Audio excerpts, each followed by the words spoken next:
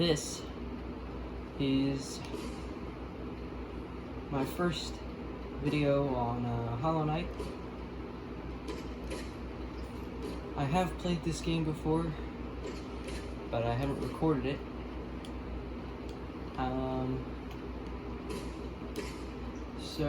Yeah, we're just gonna go through the game as normal for those of you who have played. Those of you who haven't, welcome. This is the first playthrough, my first recorded playthrough at least, of Hollow Knight.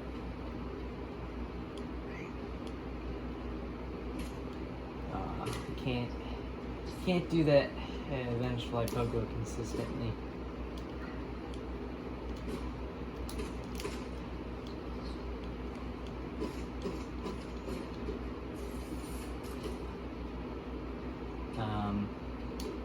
But yeah.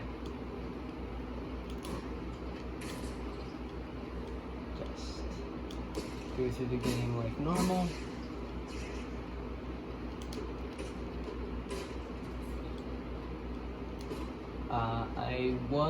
I'm playing this on my PS4 right now. I was going for the Platinum Trophy, but just for the sake of your time and mine, I will not be going for the Platinum Trophy in this playlist. I might have a separate playlist with going for the Platinum.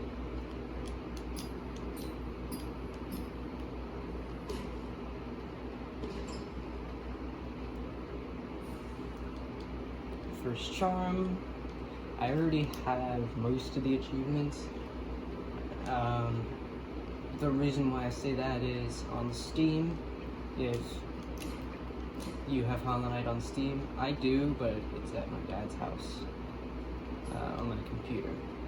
So while I'm at mom's, I have to use the PS4.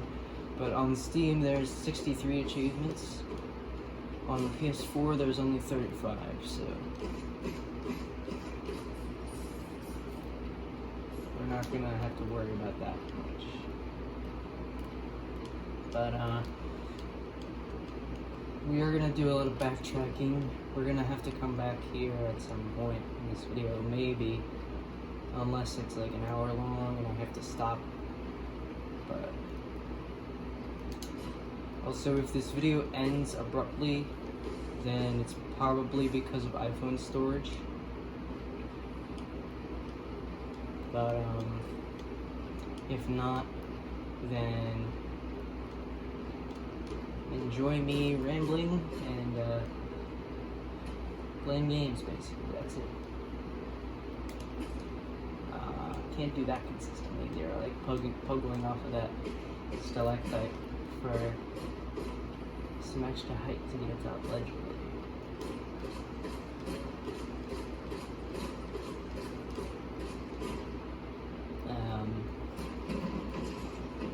But yeah. Here we are in Dirtmouth, the Fading Town, once the text shows up. And there it is, Dirtmouth, the Fading Town. Hi, Elderbug.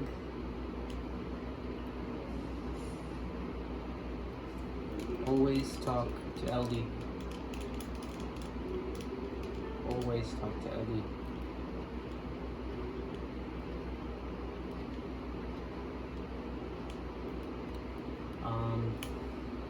If anyone who has played this game, if anyone has watched Scary or Blue SR or Fireborn on this game, then good for you. If you haven't, then go check them out, because they are amazing Hollow Knight streamers and YouTubers.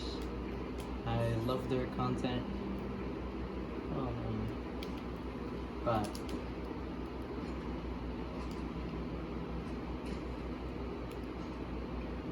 yeah, we're just gonna go through this game. Normally, I was trying to do a speedrun cut that I normally do there, because I don't have inventory drop on this, because this is current patch.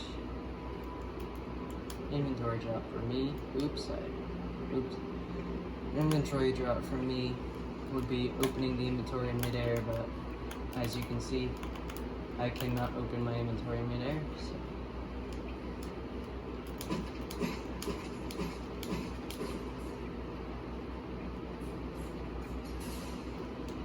There's also a speedrun strat here I normally do where I pogo off of that guy.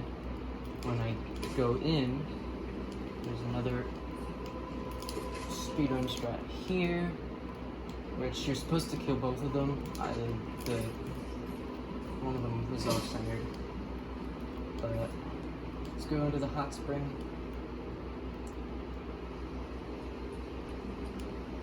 Now, for those of you who don't know, you can sit in this hot spring water for like more than a second.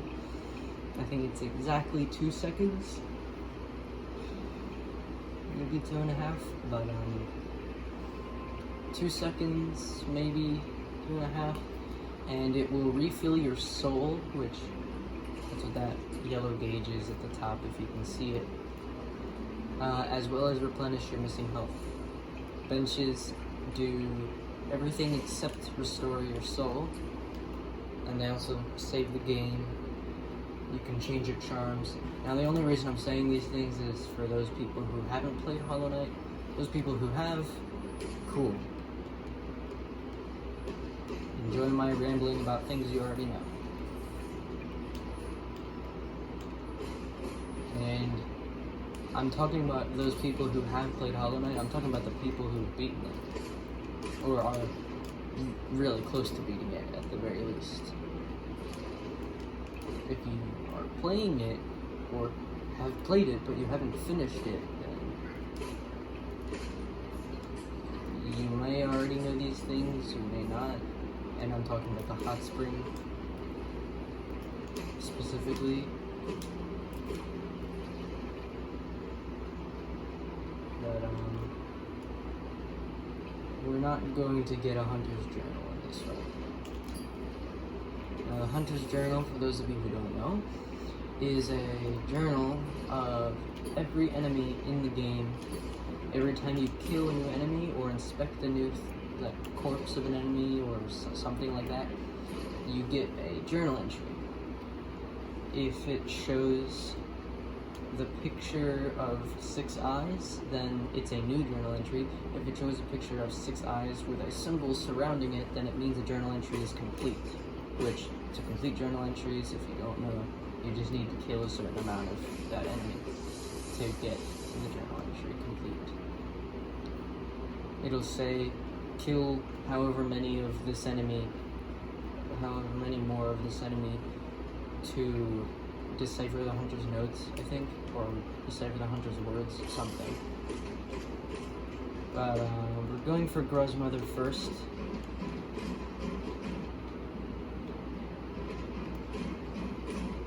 Because, oh god.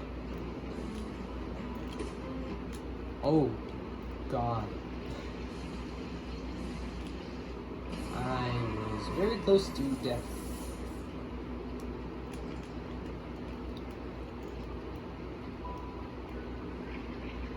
Now we have a strategy here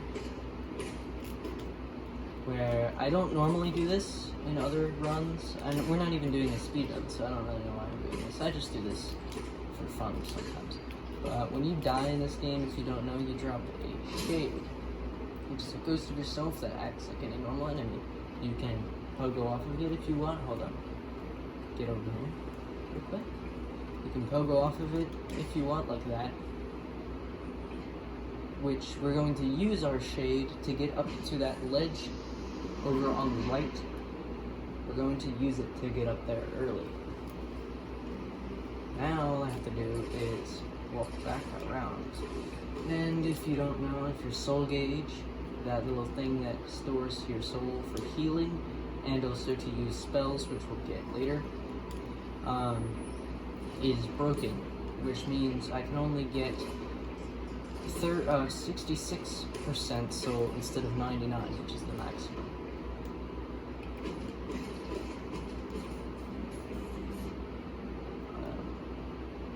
We are also not doing a Steel Soul challenge. Steel Soul challenge is just I've also created a series of rules in my notepad on my phone, which is the Hollow Knight Kaizo challenge. There's a bunch of rules and restrictions added to the game, and there's a bunch of different rule sets. There's normal rule sets, Steel Soul rule sets, and the last one is the Impossible rule set, which it is mandatory Steel Soul. And it also has all of the previous rules with no exceptions. So normal Steel Soul has like 2 exceptions. I don't even know why I did that. Has 2 exceptions, maybe 3, I think, to the rules, like the normal mode rules. But the Impossible rule set, there are no exceptions. And there's like the hardcore rule set, there's the expert rule set, there's like a whole bunch of different rule sets. And the Impossible rule set is only for those who have platinum the game or gotten all the achievements if you're on Steam, because platinum is only a PlayStation thing, the platinum trophy.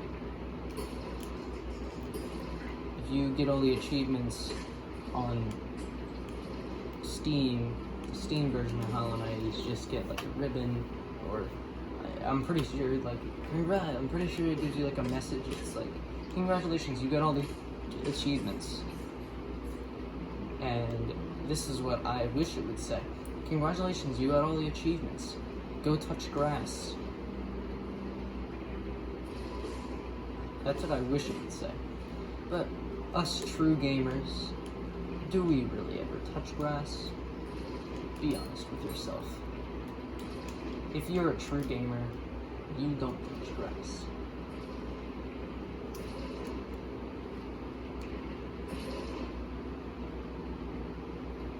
You have never touched grass, and you will never touch grass, because you are a true gamer. If you're like me. Now, that doesn't mean you don't leave your room, but it just means you never go outside. Or at the very least, if you go outside, you don't step on grass. Which I've actually done that in real life, the grass is lava challenge. I might make a video on that future, maybe, I don't know.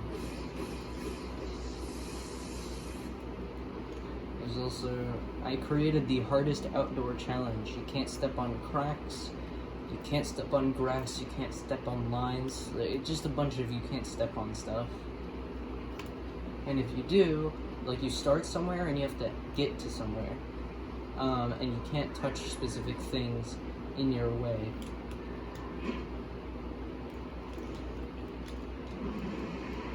That is called a shade skip, which we'll do one over this area once we get wall jump. But I'm joking. We won't do that unless we do a speedrun. Just skip text. And buy this. That is the Shaman Stone Charm, for those of you who don't know. Anything that I say, for those of you who've played this game already, that is obvious, I'm targeting those things towards players who haven't played the game, just for context. So, Shaman Stone increases the size, damage, and actually, no, just the size and damage. It increases the size and damage of spells. Okay, that's Sly, which he's called Sly for a reason. Because he's a sly creature. Okay, time for our second boss. It's called the False Knight.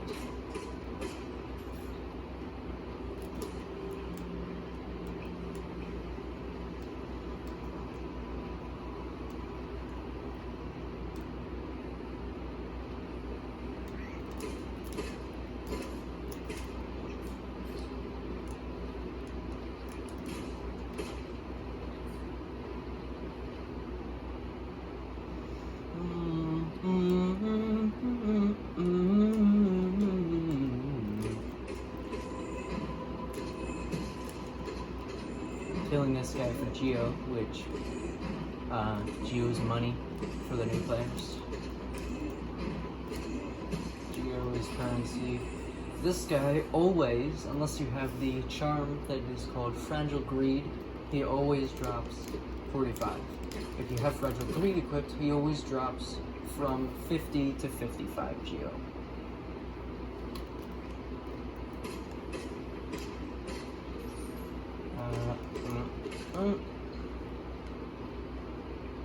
Time for our next boss. And also right after this boss, we're going to get our spell. Now, you could actually fight this boss, which I'll just show you, well, like how to attack it. Okay, so you attack him normally, but once you knock him down,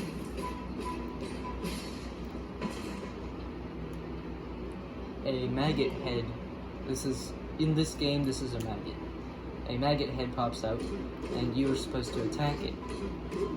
You're supposed to do this 3 times. You're supposed to knock him down and attack the maggot head 3 times, but if you don't want to do this fight, and you want to do it later, then you can skip it by breaking that wall. Keep in mind, if you have done 2 or more cycles on that boss fight, which means you've knocked him down and like attacked his head, if you've done it 2 or more times, that gate will no longer open. So you have to always do it on your first cycle if you want to skip the fight. So you flip that lever and that gate opens, so we can leave now. But we're gonna go up here for our first spell.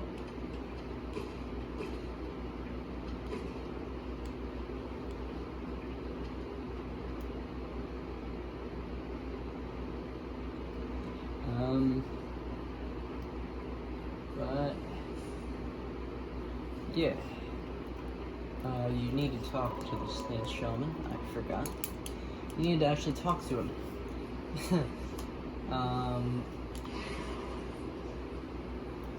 And then take the spell, which this is sort of like a fireball spell.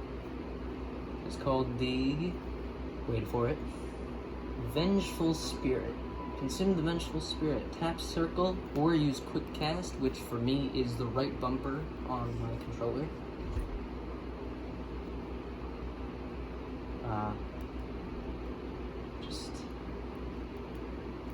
Sorry, I heard a weird noise, but yeah. No, that's it. That's all I wanted to show. I will show more in the next episode, but yeah, that's it. Goodbye.